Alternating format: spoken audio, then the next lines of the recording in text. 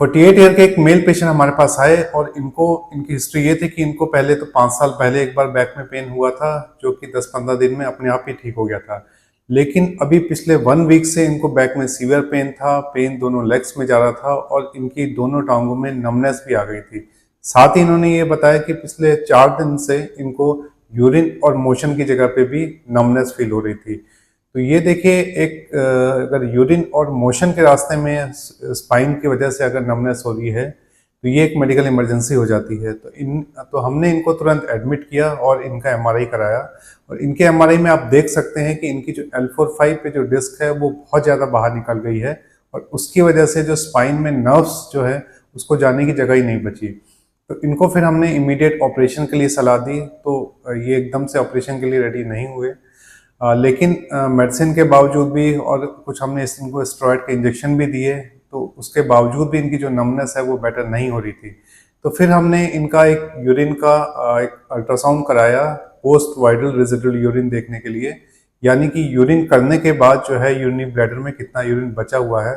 तो वो इनका 350 ml था, जो कि बहुत ही सिग्निफिकेंट था और ये शो करता है कि स्पाइन की वजह से, डिस्क की वजह से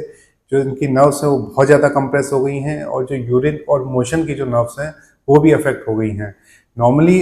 जो पोस्ट वाइडल रेजिडुअल यूरिन यानी कि यूरिन करने के बाद जो ब्लैडर में यूरिन बचा रहता है वो मेल में 100 ml से कम होता है और फीमेल में 60 ml से कम, जबकि इनके केस में वो अराउंड 350 ml था। तो फिर ये ऑपरेशन के लिए रेडी हो गए और फिर हमने इनका ऑपरेशन किया। ऑपरेशन में फिर हमने इनकी जो है डिस्क निकाली और आप ड्यूरिंग सर्जरी जो है जो इनकी नर्व्स वो इतनी दबी हुई थी कि आप नॉर्मली जो हम स्पाइनल जो नर्व्स जाती हैं उसके अराउंड जो थीकल सैक होता है या उसका जो ड्यूरा का एक कवरिंग होती है वो नॉर्मली गोल